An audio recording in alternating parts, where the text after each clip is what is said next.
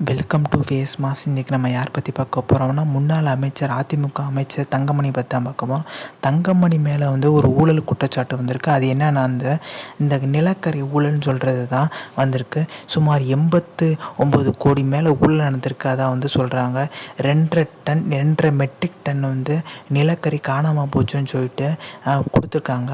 But அவர் என்ன சொல்கிறாரு, இது எங்களுக்கு தெரியுமே, இது முன்னாடியே காணாமல் போச்சு, நாங்களே முந்தைய ஆட்சிகிட்ட இவங்க தான் 10 வருஷமாக இருந்தாங்க. 10 வருஷமாக இருந்து இதுக்கு முன்னாடி காணாமல் போயிருக்குன்னு சொல்லிட்டு கணக்கு வர மாதிரி செட்டப் பண்ணியிருக்காங்க. எக்ஸாம்பிள் இப்போ 2 மெட்ரிக் டன் காணாமல் போச்சதான் சொல்கிறாரு. தங்கமணி மேலே இருக்க குற்றச்சாட்டே அதான்.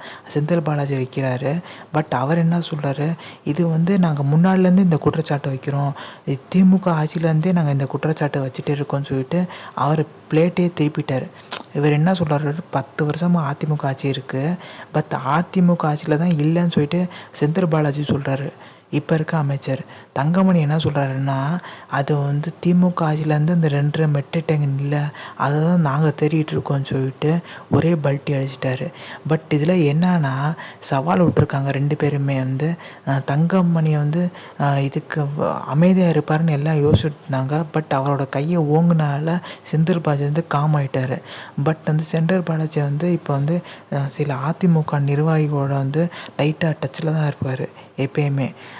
எதுக்குன்னு கேட்டிங்கன்னா, எப்படி அந்த ஊழலில் எப்படி இந்த பணம்லாம் எங்கே இருக்குன்னு சொல்கிறதுக்காண்டி தேடுறதுக்காண்டி ஒரு ஆப்ரேஷன் நடந்துட்டுருக்கு, யாருக்குமே தெரியாமல். பட் அதில் அவர் சிக்க மாட்டாருன்னு சொல்லிட்டு அவரே புலம்பிகிட்ருக்காரு. சீக்கிரமே சிக்குவார்னு எதிர்பார்க்கப்படுது. அதே மாதிரி இந்த 80 கோடி மேலே ஊழல்னு சொல்கிறாங்கல்ல, அது அவர் மேலே இன்னும் ப்ரூவ் ஆகலை. பட் இந்த 2 மெட்ரிக் டன் காணாமல் போனது உண்மை தான்.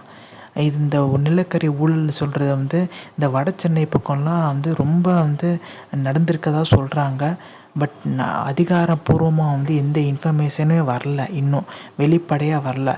வெளிப்படையாக வந்துச்சுன்னா அந்த நெருக்கடியில் அதிமுக ரொம்பவே இருக்கும். இந்த இன்ஃபர்மேஷன் உங்களுக்கு பிடிச்சிருந்துச்சுன்னா like, share, subscribe. Thanks for வாட்சிங் திஸ் வீடியோ.